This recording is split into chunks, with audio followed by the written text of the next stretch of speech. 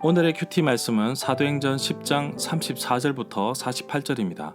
제목 이방인에게도 임하신 성령. 먼저 앞뒤 문맥을 살펴보겠습니다. 가이사랴에 이방인 장교 고넬료가 있었습니다. 그는 경건한 사람으로 모든 식구들이 하나님을 공경하고 경외하는 사람이었습니다. 구제와 기도에 힘을 쓰는 가운데 어느 날 오후 3시에 환상을 보게 됩니다. 요빠에 있는 베드로를 불러오라는 것이었습니다.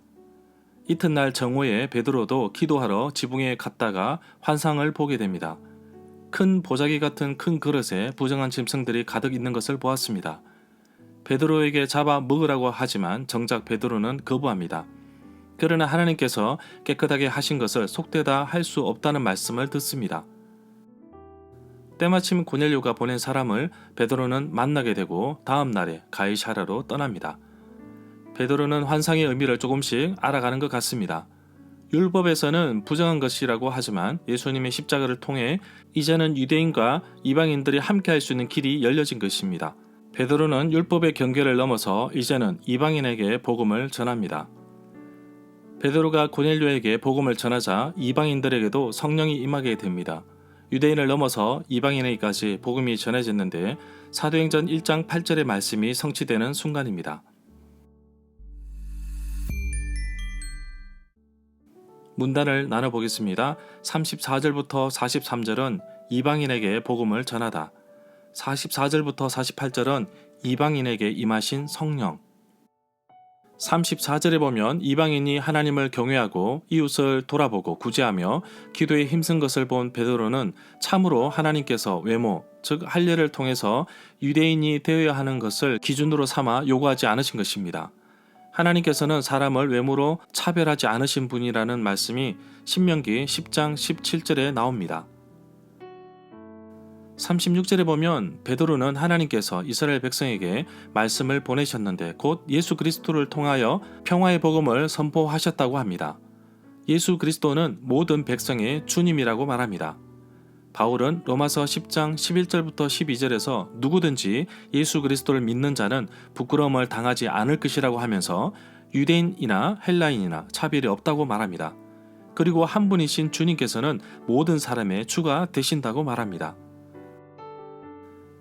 39절에 보면 베드로는 나사렛 예수 그리스도를 중심으로 유대 지방과 예루살렘에 있었던 사건들과 사도들에게 위임받은 것을 간결하게 진술하고 있습니다. 이 부분을 누가복음의 요약으로 보는 견해도 있습니다. 하반절에 그들은 유대인을 가리킵니다.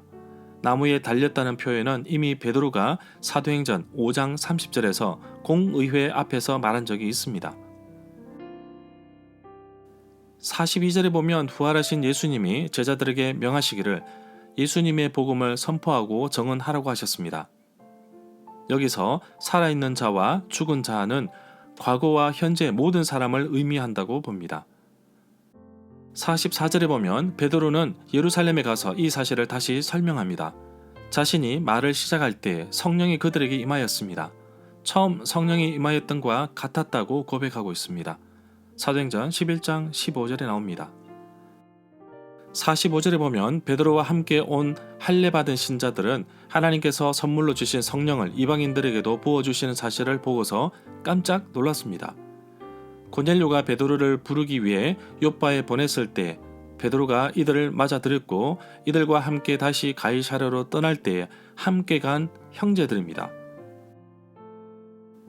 47절에 보면 사마리아 경우는 하나님의 말씀을 받았고 빌립으로부터 세례를 받았지만 성령은 베드로와 요한이 직접 사마리아로 가서 이들을 위해 성령 받기를 기도하였을 때 임하였습니다.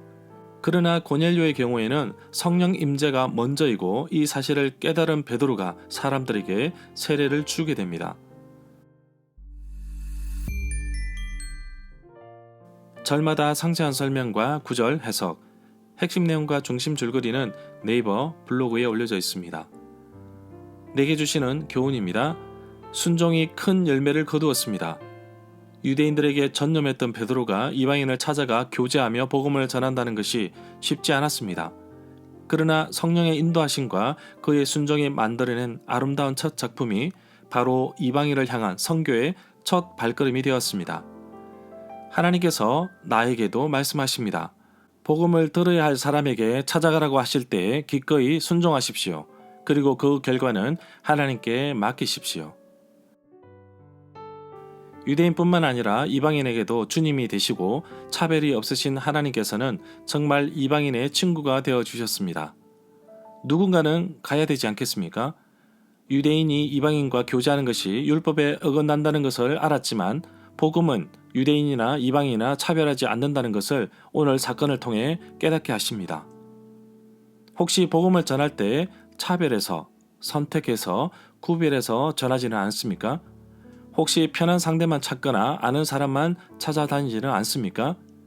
하나님은 사람의 외모를 보지 않으시고 마음을 보시는 분이십니다. 나에게 이방인은 누구인지 살펴보기를 원하고 나에게 주신 복음을 꼭 전할 수 있도록 기도하며 도전하는 하루가 되기를 간절히 소망합니다.